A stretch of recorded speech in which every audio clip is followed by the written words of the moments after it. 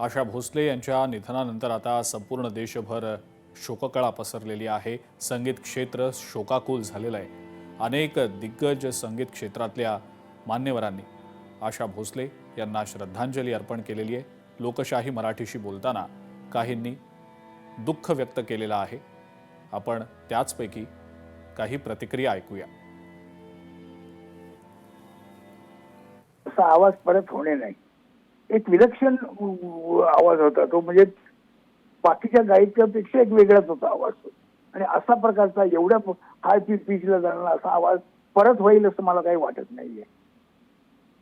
कारण आणि म्हणजे या खरोखरच हे मराठी आणि हिंदी चित्रपटसृष्टी आणि सगळी संगीत सृष्टी यांचा अतोनात नुकसान झालेलं आहे एवढं निश्चितपणे म्हणेल मी।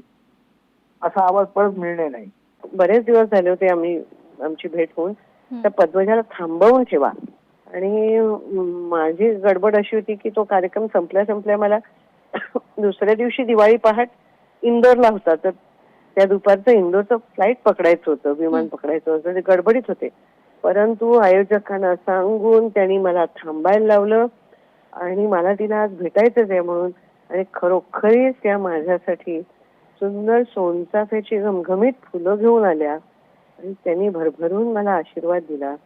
माझ्याकडे तो फोटो सुद्धा आज आहे आणि हा चाफ्याचा सुगंध आजही माझ्या स्मरणात दरवळतोय। त्यांच्या आत्म्याला शांती मिळू दे एवढीच प्रार्थना करते।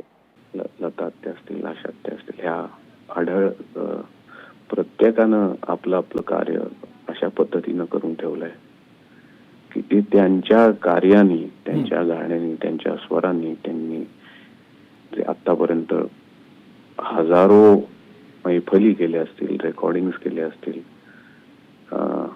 याच्यातनं ते स्मरणात राहतील।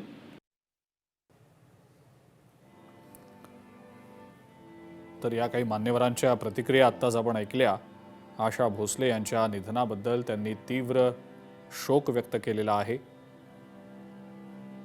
उद्या संध्याकाळी 4 वाजता मुंबईतील शिवाजी पार्क स्मशानभूमीमध्ये आशा भोसले यांच्या पार्थिवावर अंत्यसंस्कार केले जाणार आहेत।